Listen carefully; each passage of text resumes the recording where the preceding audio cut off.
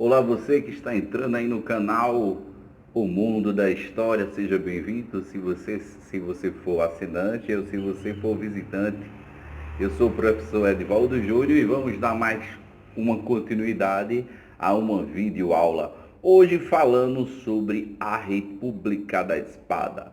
A República da Espada é o primeiro momento da nossa República Brasileira, onde o qual vamos ter dois representantes militares para governar essa recém-formada república, que é o famoso Marechal Deodoro da Fonseca, que já falamos tanto em outras videoaulas, e o Floriano Peixoto, que também falamos um pouco menos, mas não perde a sua tão importância para a história. Então, falando dos primeiros momentos, né, que vão ser de 1889 a 1894, que é esse República da Espada, vamos agora dar início falando sobre o que aconteceu no governo do Marechal Deodoro da Fonseca. Duas coisas bastante interessantes, envolvendo a política econômica do momento e envolvendo também a criação da primeira Constituição da República Federativa Brasileira, porque agora o Brasil deixa de ter províncias e passa a ter estados federativos. Isso é bastante importante a gente fazer uma análise um pouco mais à frente na aula. Vamos falar agora da questão econômica desse primeiro momento republicano nosso brasileiro, que a gente sabe que foi baseado no positivismo que vimos na aula anterior, né? Então sempre faça um link de uma aula com a outra para que o seu conhecimento ele fique bem fomentado, bem ajustado, né? Então a gente falando sobre a questão econômica, nós temos que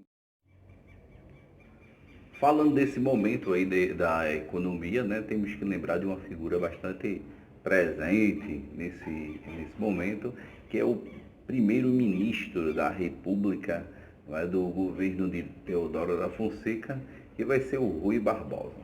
O Rui Barbosa ele tinha uma teoria em que a República seria campo dos negócios, então teria que ter muito teria que deixar aquela questão da tradição rural e as empresas teriam que ser fomentadas. Não é? Então ele cria um acordo, um decreto em que os bancos poderiam emitir cédulas, cédulas para fomentar empréstimos a investidores, aqueles que já tinham empresas e aqueles que teriam o desejo de se associar a uma empresa ou até criar uma nova empresa. Então, 4 bancos vão ficar encarregados nesse momento aí de começar a produzir cédulas, né? E os empréstimos começaram a ser feitos ao Brasil, né? Investidores pequenos, médios e grandes investidores começaram a contrair empréstimos para que esses empréstimos fossem convertidos em empresas novas para fomentar o crescimento industrial e empresarial do Brasil. Entretanto, todavia, se chamou esse momento aí de política do encilhamento. Por que encilhamento? É uma analogia aos jockeys clubes que promoviam corridas de cavalo. E por sua vez as bilheterias era muito próximo ao campo das corridas e se escutava um barulho muito grande, semelhante a bolsas de valores nesse contexto aí. Então, esse barulho ele vai se atribuir que essa política, como envolvia muita bolsa de valores, investidores, se torne a política do encilhamento, não é? E o que é que aconteceu que fez com que a política do encilhamento do Rui Barbosa não fosse bem sucedida? Primeiramente, muitas empresas foram criadas fantasma. O próprio Rui Barbosa passou a ter 4 empresas que nunca passaram do papel. Essas empresas fantasmas, elas nunca passavam do papel, elas só estavam escritas. Então a pessoa investia seu capital pegava um maço de papel, que naquele momento seria o valor investido, né? Seria os contratos fechados, né? Daquela empresa, e depois ele tinha uma surpresa bastante desagradável, que aquelas empresas não existiam. Ele corria para tentar negociar com outra pessoa, mas acabava que não conseguia. E isso muitas pessoas vieram à falência.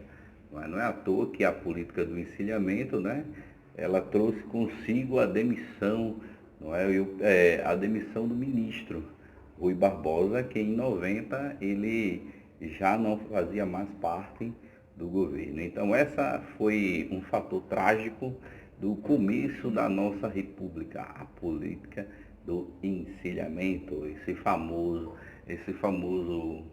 período em que houve diversos empréstimos para se fomentar empresas novas que nunca existiram, algumas vão existir e outras vão ser chamadas de empresas fantasmas, tá ok? Vamos falar agora sobre um segundo ponto, não é, desse primeiro governo do Marechal Deodoro da Fonseca, agora ligado à criação da Constituição. A primeira Constituição ela vai ser produzida no dia 24 de fevereiro de 1891. Então nós temos a primeira Constituição republicana. E a primeira Constituição republicana ela trazia coisas inovadoras, não é? Como a separação da igreja com o Estado. Então o Brasil agora ele passava a ser um país laico, não tinha mais uma religião oficial. Não é? E também ele desinstituía as províncias e criava, nesse momento aí, os estados que iam ter o seu governador eleito, não é? E também um fator bastante interessante é que ela acaba com o poder moderador e equilibra o poder entre três poderes: o executivo, chefiado pelo presidente da República, o legislativo com duas câmaras, uma câmara alta, o Senado, e uma câmara baixa, que seria os deputados, e o poder judiciário, que tinha o líder máximo, o Supremo Tribunal Federal.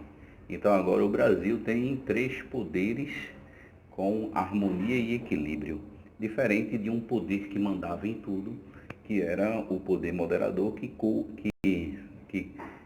por muito tempo esteve na mão do Dom Pedro I e depois do seu herdeiro, o Dom Pedro II, que foi destituído através do golpe militar. Se você não sabe ou não recorda e tem interesse, né, de aprender sobre esse momento, também temos uma videoaula aí que você pode ampliar esses seus conhecimentos, tá ok? Outra coisa interessante é que agora o voto não é mais censitário. O voto agora não é apenas para quem tem uma renda X ou quem possui determinado quantitativo de escravos ou alcares de mandioca. Agora o voto é por idade, não é? A partir dos 21 anos, todos os homens,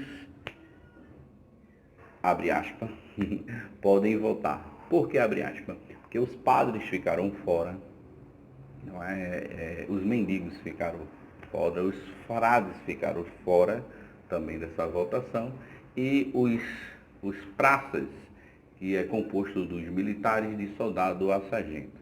Então esses ficaram fora, sem falar também da mulher, que não poderia votar nesse momento.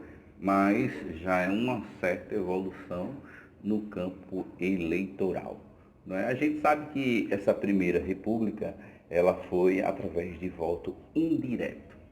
Ou seja, hoje nós, quando vamos participar do período eleitoral, né, das eleições, quando vamos votar, nós estamos colocando diretamente o presidente lá com o nosso voto. Tá? Já nesse período não, o representante, que era os deputados e senadores, é que votaram e escolheram o presidente. Escolhiam o presidente, né? Então essa era uma votação indireta. E um fato diferente dos tempos de hoje é que se votava para o presidente e se votava também para o vice, eles não estavam na mesma chapa. Não é à toa que o Teodoro da Fonseca, ele era de partido diferente do Marechal Floriano Peixoto, e os quais vão ter votações diferentes, a qual o presidente teve uma votação bastante apertada, tendo como margem superior 32 votos, não é apenas, enquanto o vice tem uma margem bem mais ampla de votos superiores, não é, na sua vitória, com mais de 90 votos a favor, não é, da sua eleição como vice. Então isso aí foi um pouquinho desse primeiro momento do período republicano. Espero que vocês estejam gostando aí das nossas videoaulas, dê um like, divulguem, vamos fomentar o conhecimento e aguardem a parte 2 desse período da República da Espanha.